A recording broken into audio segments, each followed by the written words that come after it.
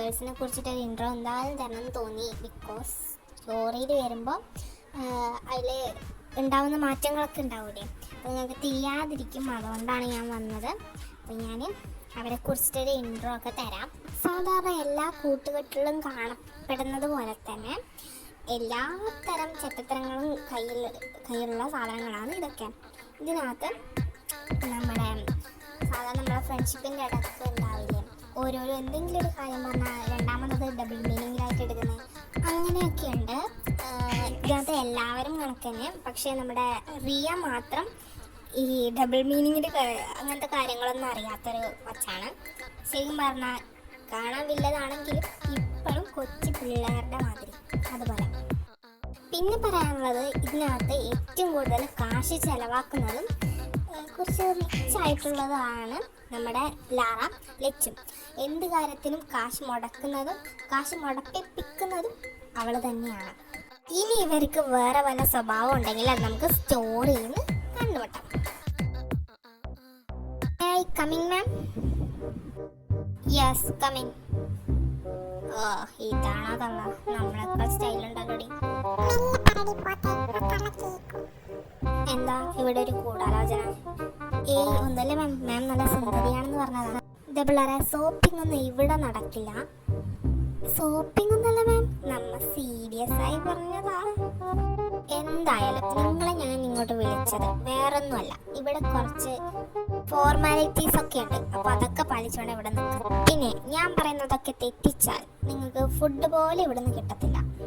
ഇത് പറയാനാ വിളിച്ചത്. നിങ്ങളെല്ലാം റൂമിലേക്ക് പോയിക്കോ.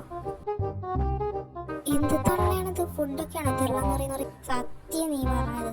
കുറച്ച് കാണാൻ ലുക്ക് ഉണ്ടെന്ന് ഞാൻ വിചാരിച്ചു നല്ല പാവായിരിക്കുന്നു. ഓ ദേ, ആ പെണ്ണുങ്ങൾക്ക് വേണ്ടിയിട്ട് എൻ്റെ സ്വഭാവം എനിക്ക് മാറ്റാൻ കഴിയില്ല.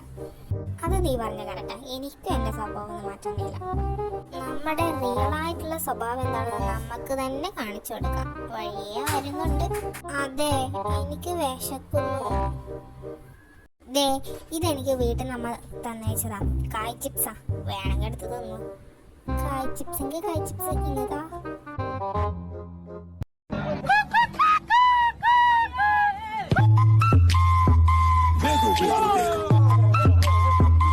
കർത്താവ്, എന്റെ ചെവി 12,000 തൂടെ വെച്ചേ. എന്റെ ഓർക്കം പോത്ത് കടന്ന് കിടന്ന് ഉറങ്ങുന്നുണ്ടില്ലേ എന്നും പറഞ്ഞ് നമ്മുടെ ലച്ചു അടുത്തുണ്ടായ സച്ചുവിനെ ചവിട്ടി ഒരറ്റിയിട്ടത് നിലത്ത്. എന്റെ പടച്ചാനെ, എന്നെ വിമാനത്തിൽ തള്ളിയിട്ടേ എനിക്ക് കാണാൻ പോവാനേ. അയ്യോ അയ്യോ, എന്താ സംഭവിച്ചേ? അപ്പൊ ഞാൻ ചത്തില്ലേ? ഇല്ലടി, നിന്നെ ഞാൻ കൊല്ലണോ? എന്തേ? എന്തുവാ സമാധാനത്തിന് മനുഷ്യനെ ഉറങ്ങാൻ വിടത്തില്ലേ? ചേടാമ്മയുടെ ഉറക്കം ശരിയല്ല അല്ലേ? അലാറാം ആരാ ഇവിടെ വെച്ചേ? ഞാന് എന്റെ അടുത്ത് വെക്കാൻ വെച്ചതാ. പിന്നെ അത് എന്റെ അടുത്ത് പറഞ്ഞു വന്നതാണോ? മിണ്ടാതിരുന്നോ? ഇനി വല്ലതും മിണ്ടിയാലേ പ്രാന്തങ്ങട്ട് അടക്കും. നിങ്ങക്ക് സമയത്രായിന്ന് വല്ല വിചാരം ഉണ്ടാ? സമയം ഇപ്പൊ 9 മണിയായി. 9 മണിയാ? ഇവ ഇന്ന് നമുക്കിന്ന് കോളേജിൽ പോണ്ട. ഇന്ന് തൊട്ടാ ക്ലാസ് തുടങ്ങുന്നേ. ഫസ്റ്റ് ഡേ തന്നെ ലീവോ? വേഗം കിഞ്ഞ് റെഡി ചെയ്യാൻ നമുക്ക് ഇപ്പൊ ഇറങ്ങാം. 9:30 എത്തേണ്ടത്. അത് പറഞ്ഞതും ലച്ചു ചേർന്ന് കുപ്പായ എടുത്ത് ടോയ്ലറ്റിൽ കയറി വാതിലടക്കാണ്. അവളെ കുളിച്ചിട്ട് വന്നാൽ നമുക്ക് കുളിക്കാൻ കഴിയത്തില്ല. പിന്നെ എല്ലാരും കുളിക്കാതിരിക്കണം. എന്തായാലും കുളിക്കുന്നോ ഇല്ല, വല്ലാത്തറ വല്ലതുണ്ടോ നോക്കട്ടെ. ഡീ, കിട്ടിയ എനിക്കും കൂടെ തരണടി. ആ പെണ്ണുമ്പിള്ള അവിടെ എവിടെയെങ്കിലും ഉണ്ടോ നോക്കിയിട്ട് ഇറങ്ങാം. എന്താ പറഞ്ഞേ? മാറിപ്പോയി. പെണ്ണുമ്പിള്ള ഇല്ലെങ്കിൽ ഓടാൻ നമുക്ക് എന്നും പറഞ്ഞവർ ഓടാൻ നിന്നതും പിടിച്ചേ പിടിച്ചേ പിടിച്ചേ. പാട്ട് പാടാതെ വായും പൂട്ടിയിരിക്കടി അവിടെ. ഇത്ര വൈകിട്ടാണോ കോളേജിൽ പോന്നേ? അത് മാം, ലാർക്ക് വയ്യായിരുന്നു. എനിക്കാ? എപ്പോ? ഉണ്ടാതിരിക്കടി പോത്തെ. ആ മാം, ജുവൽ പറഞ്ഞത് ശരിയാ. എനിക്ക് വയ്യുന്ന നല്ല വയറുവേദനയും തലവേദനയും ഒക്കെ ഉണ്ടായിരുന്നു. ഇവളിത് കുളവാക്കും. ഇപ്പൊ കുഴപ്പമൊന്നുമില്ലല്ലോ. തൽക്കാലം ഇപ്പൊ ബസ്സൊന്നുമില്ല. എന്റെ കാർ എടുത്തോ? ശരി മിസ്. അല്ല, കാർ ഓടിക്കാൻ അറിയോ? മിസ്, എനിക്കറിയാം ഓടിക്കാൻ. ആ താക്കോലിങ്ങതാ, ഞാൻ ഓടിച്ചോളാം. കീയും കൊടുത്ത് അവർ അവിടെ നിന്ന് പോയി. നമ്മോ കാർ ഓടിക്കാൻ അറിയാവോ? ഇല്ല വിനെ, എനിക്കറിയാടി കൊച്ചേ. നിങ്ങളങ്ങ് ധൈര്യത്തോടെ കയറി. ഇപ്പൊ വരുന്ന ഒരു വീഡിയോയില് ജസ്റ്റ് ഒന്ന് ഇമാജിനേഷൻ ചെയ്യണം 9 ആൾക്കാരും ഉള്ളതായിട്ട്.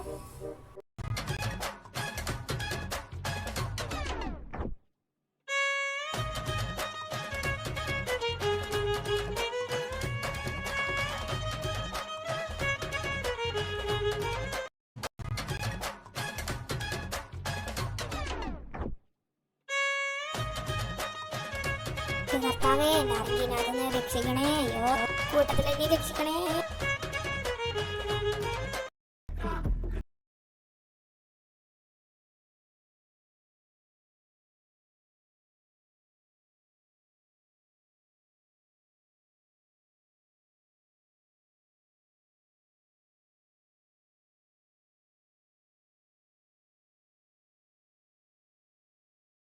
കാതിരാഞ്ചലി നേരട്ടെ